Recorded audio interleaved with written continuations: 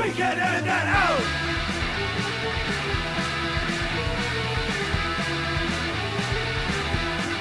We can edit that out!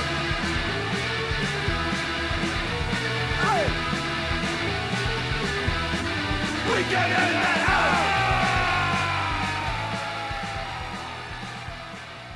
out! And we're back! The mobile version. This is the first part of episode 10. We're going to do a little bit of car recording. And I'm your host, Jack. This is Rob. He's driving. I'm in the passenger seat. Interesting thing about driving in Berlin is the passenger can drink alcohol in the car, but the driver can't. He can. But since it's 11 o'clock in The driver the cannot afternoon, drink the alcohol. driver can't drink. You're allowed to have like 0.5%. No, while you're driving. While you're driving, you cannot drink while you're driving, Jules. In the driver's seat. Berlin, it's just a suggestion. Yeah, that's true. Everything's just a suggestion in Berlin. Rules. You can be on half an ecstasy tab. while Rules you're- are suggestions. We should talk about that a little bit. So there's some minor differences, but major to some when driving in Germany. The first and foremost one to me is that you can't take a free right turn on a red light. Yeah. And that's a drag because you don't realize how much you use that until you want it. until you're forced not to, and then it really sucks. Right? Yeah, you don't even need a cigarette until somebody tells you it's no smoking. Then you really want a cigarette. What's the biggest difference about driving in Germany than in driving in the States? Well, I think most people would point to the Autobahn. Autobahn's famous. Some people think that the Autobahn is like a specific road. Right.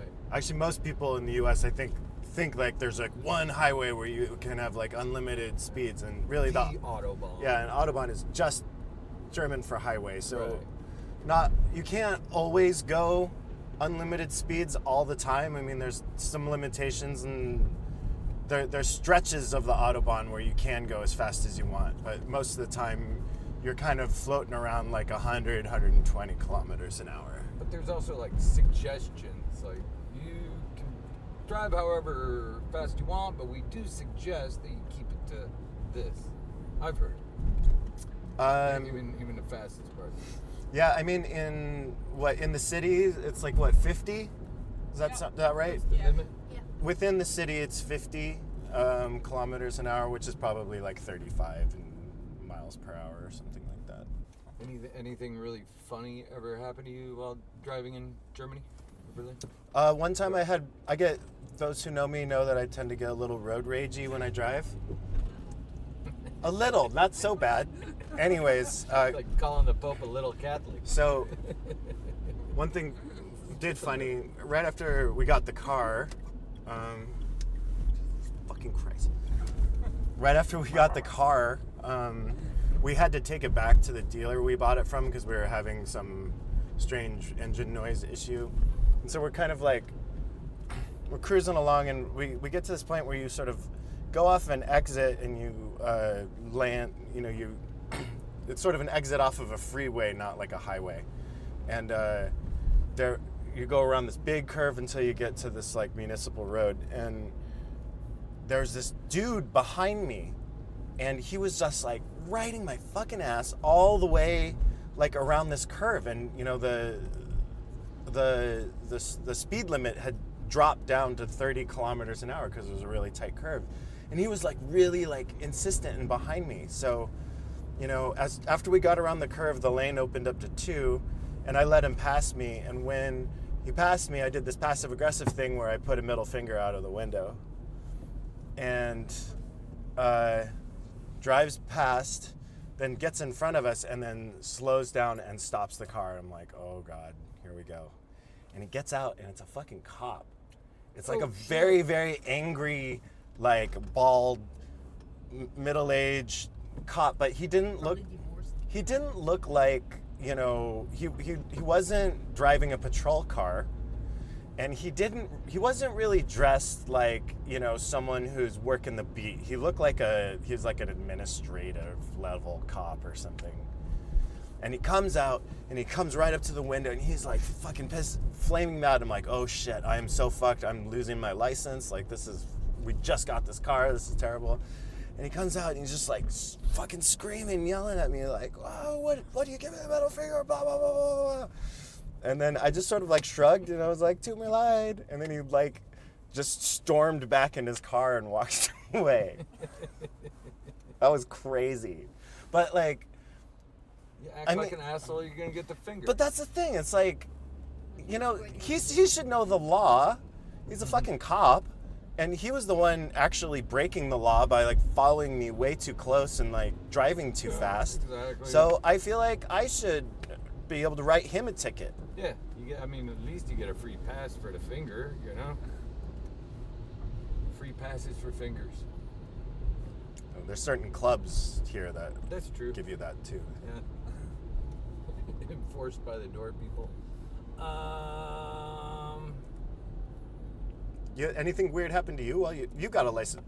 Oh, This Yeah. is also something people are probably curious about. So we were able, because we're Washington State drivers and had Washington State driver's licenses, that we were able to just exchange our licenses after we, did our immigration process here. But not all states No. licenses can do that. So like Susie's got the California license. And Yes. She has to go through German driving school. yeah, which is quite expensive and takes a long time. Yeah. So And very difficult, apparently. since you've gotten your license, have you had any like crazy mishaps or wacky hijinks? I mean, a lot of people don't know this, but Europe uses kilometers, not miles. What? It's a true story. And they're different than normal miles. They're like, what, either twice as much or half as much. 1.7. Something like that. It doesn't matter. So, That makes sense. so me and Euless, we rented a car like when we first moved here, and we were driving to Zwickau, Germany for this tattoo convention. And he had kind of like passed out. We were night driving, and he'd kind of passed out in the car. So sometimes they have blocks on rental cars where you can't go over like 120 kilometers an hour or something. So I wanted to see how fast I could get it. And I got it up to maybe like 200 kilometers an hour. And Euless wakes up and he goes, "Dude, how fast are we going?" I'm like, 200 kilometers an hour? He's like, "How fast is that?" "I don't know, man, but it feels really fast." There was another time, this wasn't in Germany, but in Ireland, a lot of people don't know this, unless you've been to Ireland or lived there or anything. But Southern Ireland uses kilometers, and Northern Ireland uses miles. Yeah, because they use miles in the UK Yeah. also. But And there's no sign that tells you when you've changed. So I'm driving the kilometer speed limit in Northern Ireland, and everybody's passing me like fucking crazy and honking and yelling and shit like that. And I'm like, what the fuck is these people's problem? I'm doing like even 10 kilometers over even. People in Northern Ireland drive like mad, And then finally I realized it because, usually on a rental they'll have the miles and kilometers on the same speedometer, at least in Ireland, in case this happens. And then I sped up to miles, and everything went fine after that. But yeah, that was a weird realization. I didn't think that would happen in one country, that it would change that quickly without even a notification, But the funny thing was is I had Southern Irish plates on the car. I rented it in Dublin. So, all these people in Belfast were like, "Oh, fucking Southerners, I hate these pieces of shit," It's like, way to add to the troubles that already exist, So I'm not much of a diplomatic peacekeeper by any means. no? No, I've never been accused of that.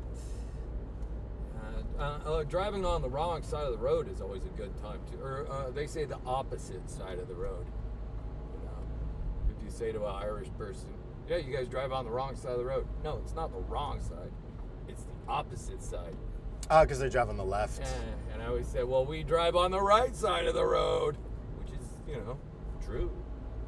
Technically the right side of the road. Driving on the Autobahn in Germany is really weird because you'll feel like you're going really fast, and you're maybe like pushing like 150, even 160 kilometers an hour, And then all of a sudden, someone in like a BMW comes cruising behind you, Right.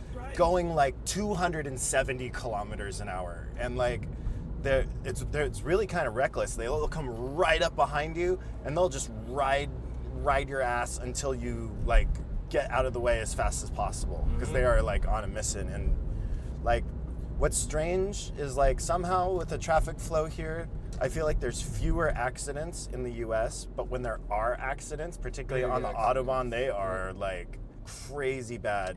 We were on our way back from Münster, and I think we had like stopped in is it Magdeburg?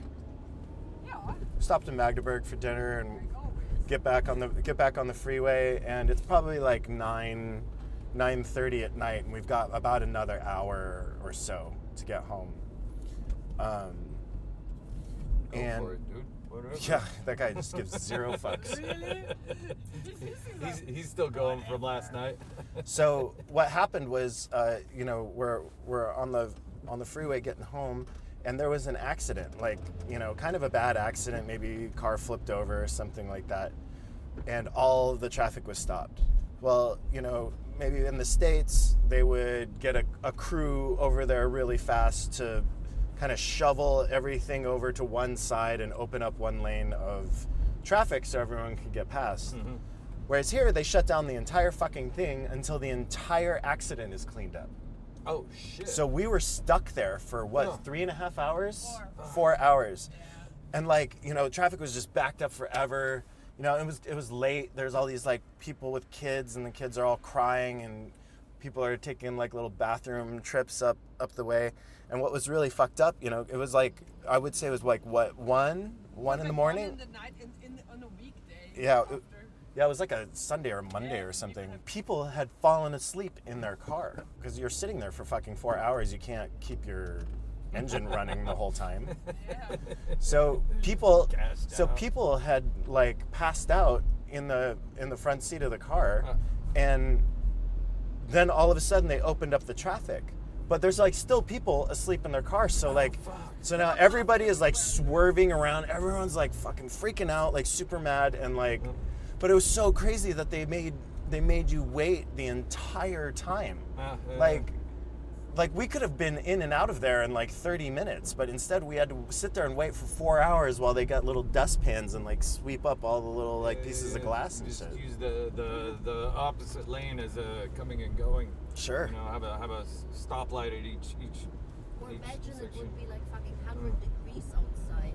Yeah. You Yeah, can't or have freezing. AC running for 4 hours, you're running out of gas. Yeah. I think there's less accidents on the German driving system because it does cost so much money to get a license, and they really do run you ragged with the school till when you get out, you really know how to fucking drive. Yeah, You know? could be. I mean, it's still, despite how expensive it is to get licenses, people still drive like shit out here, man. Yeah, of course. I mean, everybody's gonna drive like shit everywhere, It's just human nature, You're never gonna have a society of perfect drivers. That'd be weird. Yeah. Your paradise. I'd still find a way to complain about it. Oh yeah. You've lived in Germany for a minute. That man yielded too nicely. The Germans always find a way to complain, and when you live here long enough, you kind of acclimate to that as well. Yeah. I'm not sure where all of my road rage came from. I mean, Dad. but he wasn't really a road rager. I don't know. He's too vanilla. He's like a beige wall. Yeah. It's just always funny. It's like to- someone eating a mayonnaise sandwich on white bread in front of a beige wall. It's always the knee jerk though to blame somebody's rage on the dad, Yeah. Because 9 times out of 10, it's pretty valid accusation. Well, maybe it comes from my mom, actually. You ever tell the story about how your dad would drive? This is actually a good. Classic. That's good.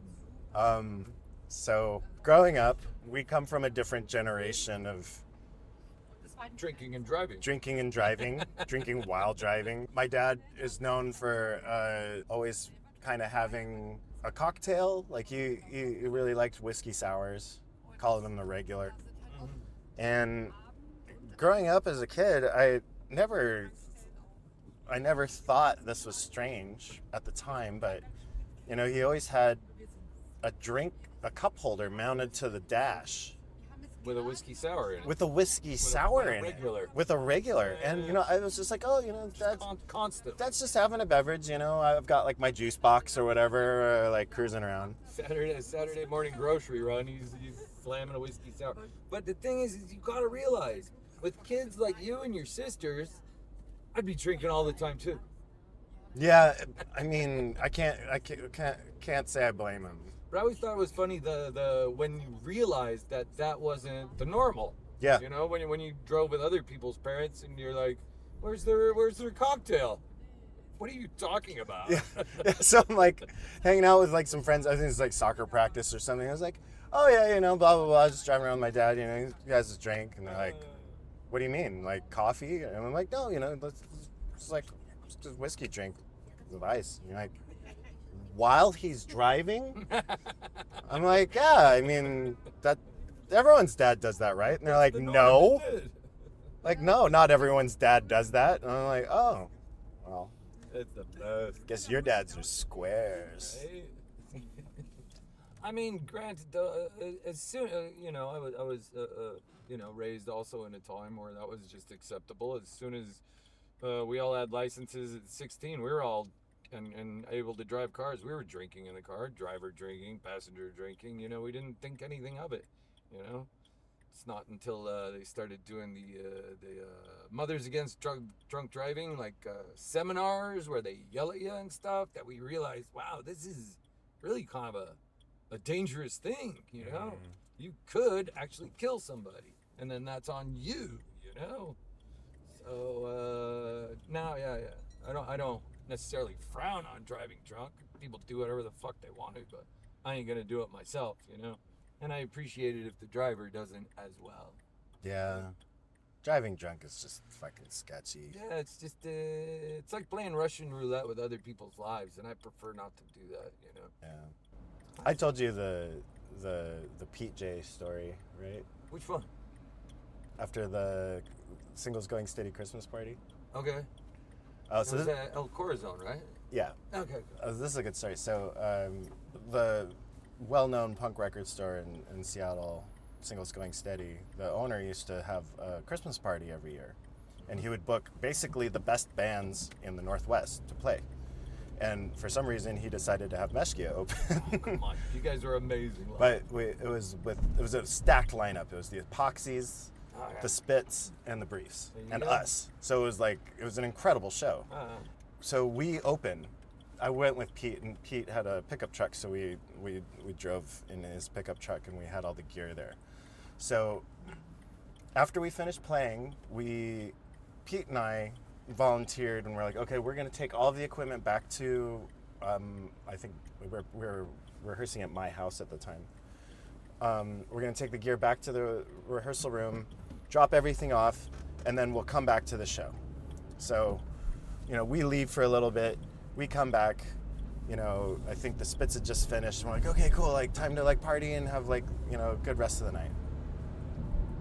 We kind of get separated at that point, and there's like people that were like, one thing that was notorious about that band is that people would just come up to us and just hand us shots because they were just, they thought that's what you did, and honestly that is That's what you do. do to a punk Irish folk band. So Whiskey.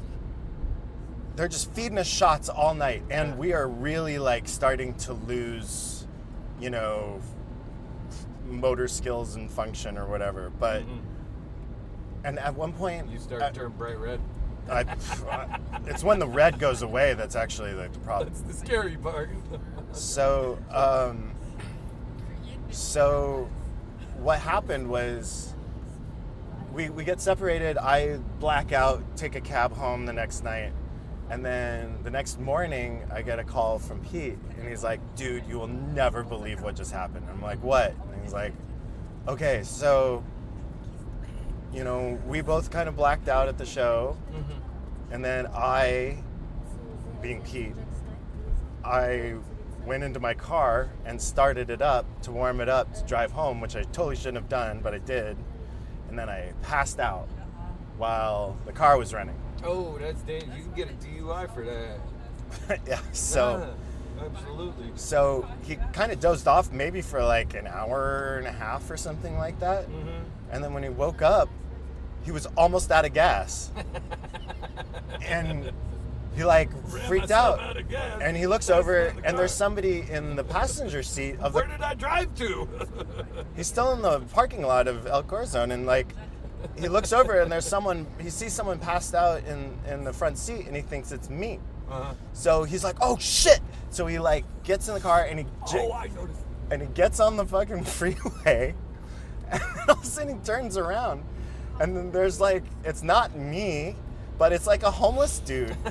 And the homeless dude's like, oh, whoa, what's going on? And Pete's like, whoa, what the fuck, man? What are you doing here? Where are we going, Holmes? And the guy's like, oh, where? He's like, what the fuck are you doing in my car? He's like, oh, it was cold and you were asleep and I just The door was open, so, you know. So they're on the freeway. You had the heater on.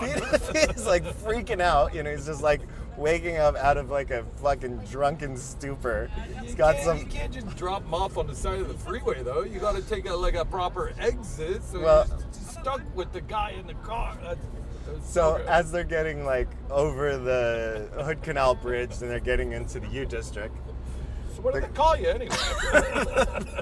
As they're- the guy. Get out of my car at the next exit. So as they're getting to the U District exit, the guy's like, "Oh, we're really far away from where we got in. Is there any way you could take it?" And Pete's like, "Get the fuck out of my car, motherfucker!"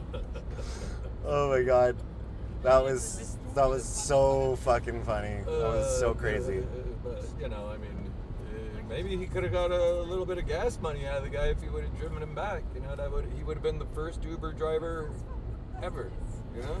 Well, I mean, I also think it's funny that he thought the homeless guy was me. Yeah. Like, what kind of state was I in at that age? No, but he was wasted, not even paying attention. Yeah. You know.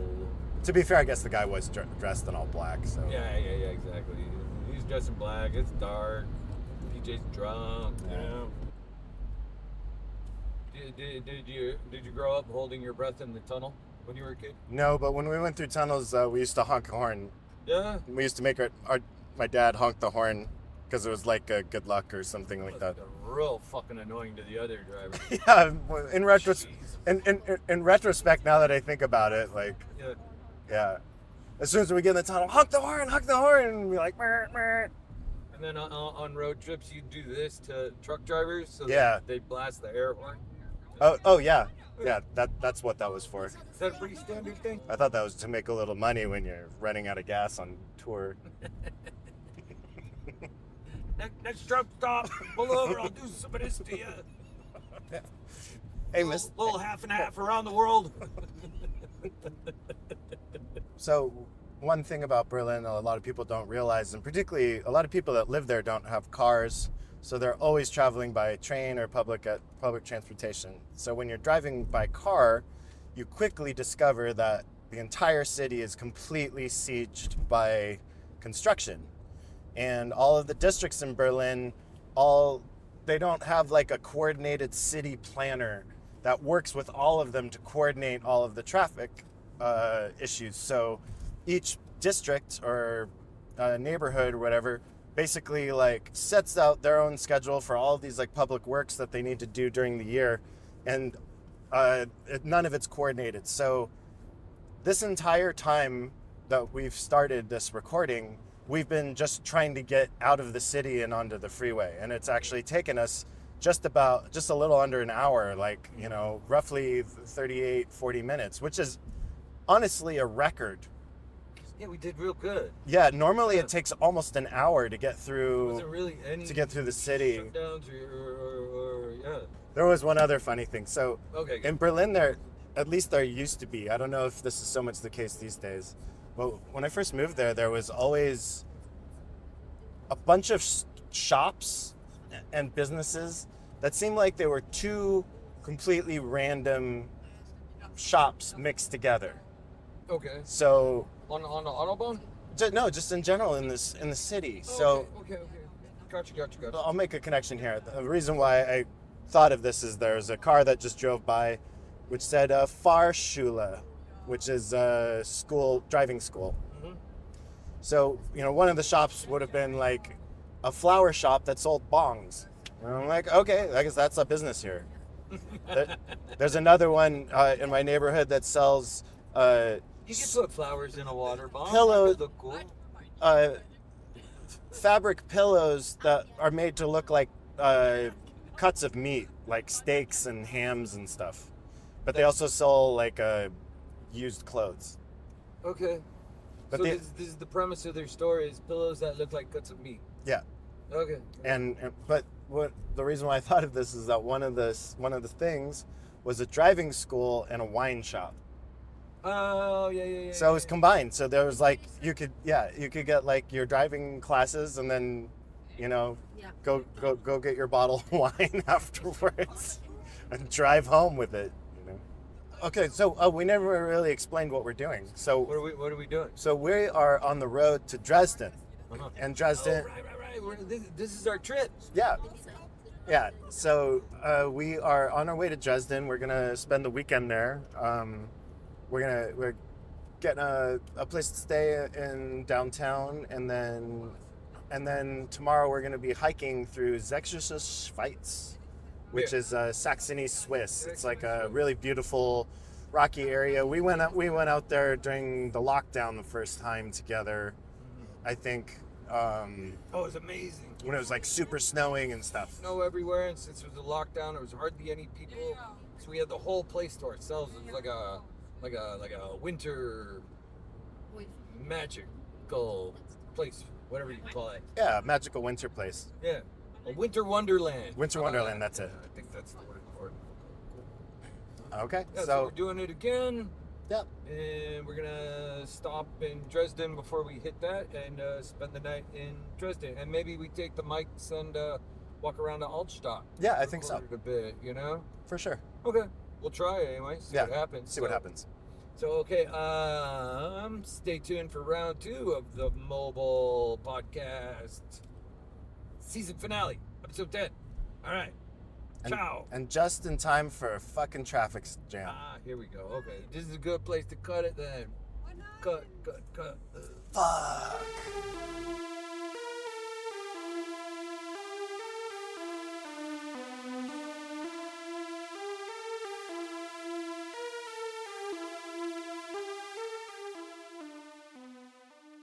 And we're back.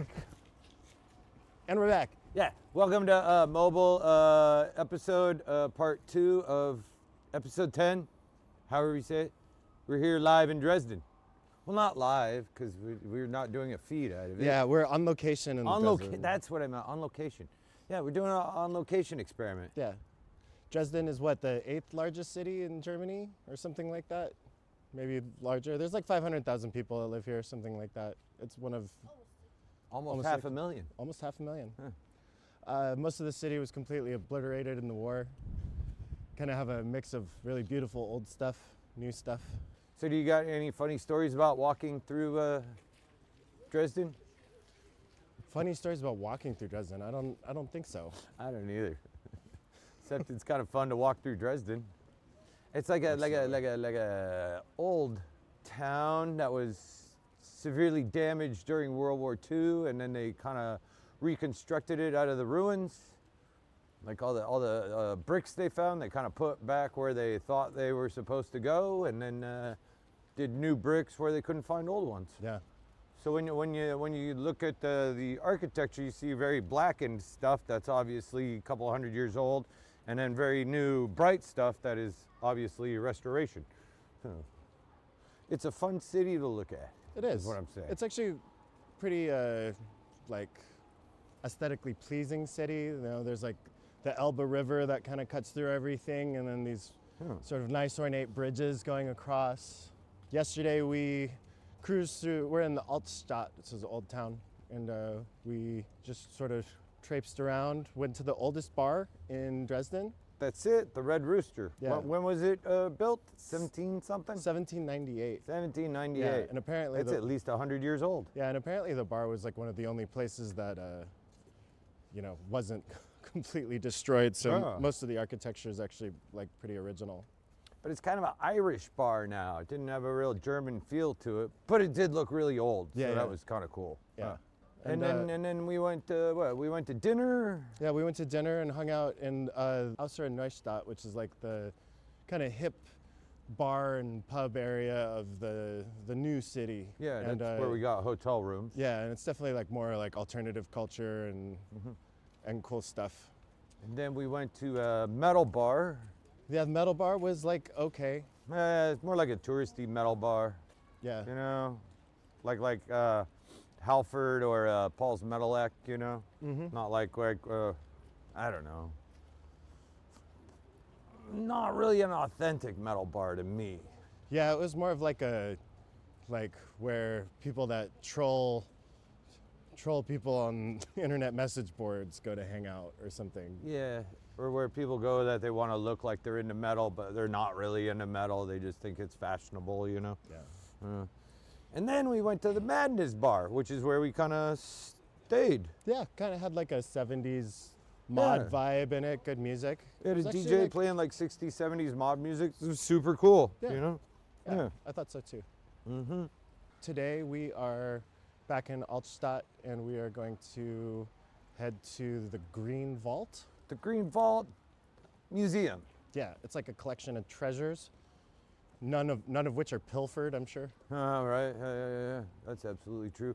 But we're also gonna go to like a antique flea market as well. Yeah.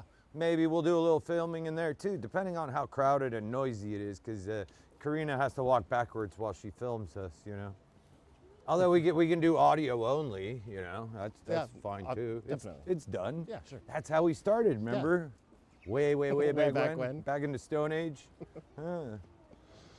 Audio only. All right, well, let's... So can we point out any architecture? Is there stuff to take note of? I don't know. I mean, there's the Elba, you know? They call it that because it bends like an Elba.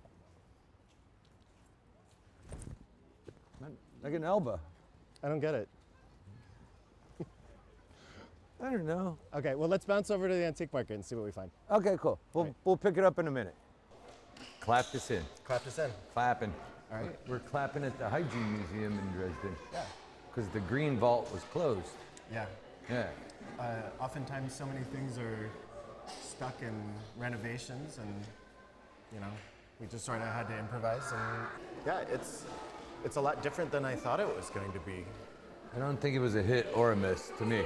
It's kind of like a, I mean, I mean, there's some really cool shit in there. I mean, it was sort of like a family-friendly version of Körperwelten a little bit. Yeah. There was elements of that. Yeah, there are a lot of kids here, but I mean, there's a lot of kind of freaky stuff, medical oddity to keep me engaged. Also. Yeah.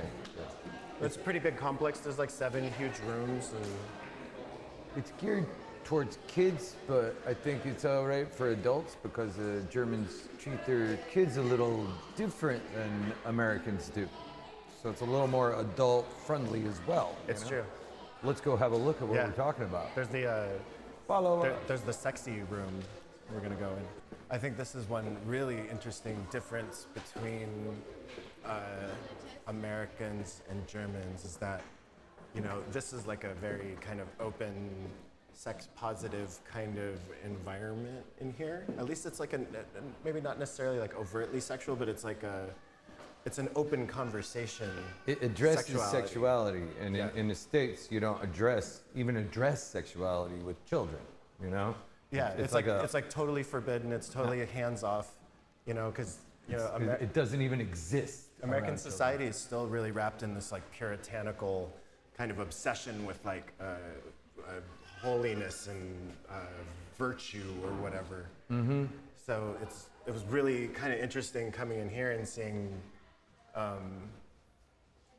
you know, seeing kind of a conversation about sex with like kids. Yeah, this is a kids museum, and you have like, you know, queerness, and you know, like men and women wearing lipstick and stuff, you know, and it's just like, it's to address it, talk about it, you know. What do you?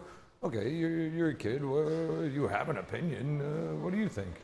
Is this gonna get us blacklisted? Having this conversation? Who cares? Okay, cool. I'm good if you're. I mean, most of the written stuff in here is in German, so I can only really like guess at the actual explanations of what's going on, but you can understand a lot more than I can. Sure. I mean, this is like the ID transfer of someone who went from, who transitioned from male to female, I believe. It's like a before and after, just I think that's kind of an interesting thing no one really talks And about. this is The Manly Art of Knitting, you know that book, so it's kind of like, yeah, well, is certain things resigned only for certain sexes, you know? And I think this is addressing that conversation of like, you know, what gender fluid, you know? Yeah. I guess. I'm not really an authority on gender and gender politics, so I can't speak like I know what I'm talking about. But Yeah. I can make guesses. But it is interesting to actually have an open conversation about it, particularly in maybe in a family-friendly environment, because I think shouldn't have all these hang-ups about having these conversations with Yeah, I think if kids you especially. ignore it, then that's where hang-ups sort of start to. Yeah, and that's actually how like Arise, really you know? dangerous behavior arises, because then people get into, you know, everything that's like overtly sexual becomes like subversive, and then, you know, like it's such an unhealthy way to like approach that. Yeah, you have portraits of drag stars there, you know? Yeah. Because, I mean, kids will have questions about stuff, you know? And it's kind of like, I don't think this is an attempt to answer the questions, but it's an attempt to, like, maybe let the kids make their own minds up about the answers to the questions. Yeah, exactly. You know? For sure. Instead of ignoring it. So it's definitely more focused a little more on critical thinking than just trying to sweep it under the rug and we don't talk about that till you're 18. You know? This is But- about puberty, you know? But I think it's interesting because like I think definitely in the States, especially this section, this would send people into a conniption fit. Yeah, this would be terrifying for Americans to bring kids to, you know? Oh, there's a condom. We can't even look at condoms. Yeah, you know exactly. what I mean? Or like, oh, AIDS or gay people. you Right, know? right. Yeah.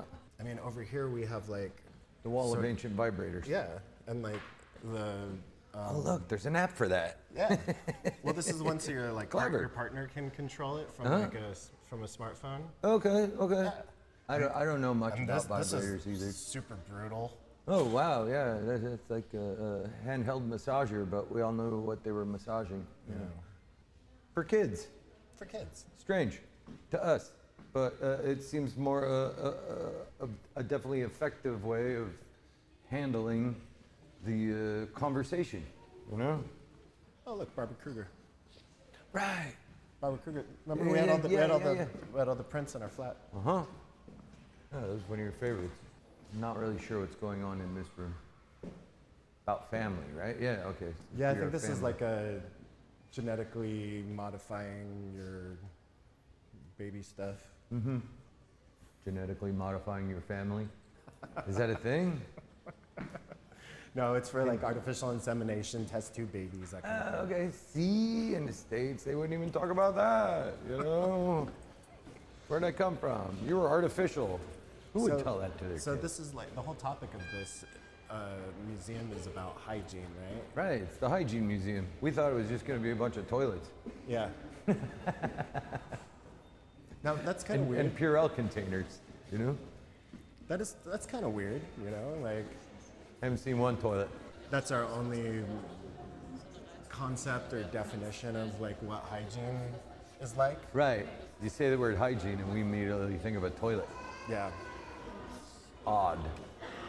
But then, like we were talking about last night, you know, the idea of hygiene has changed over the years, even for just us.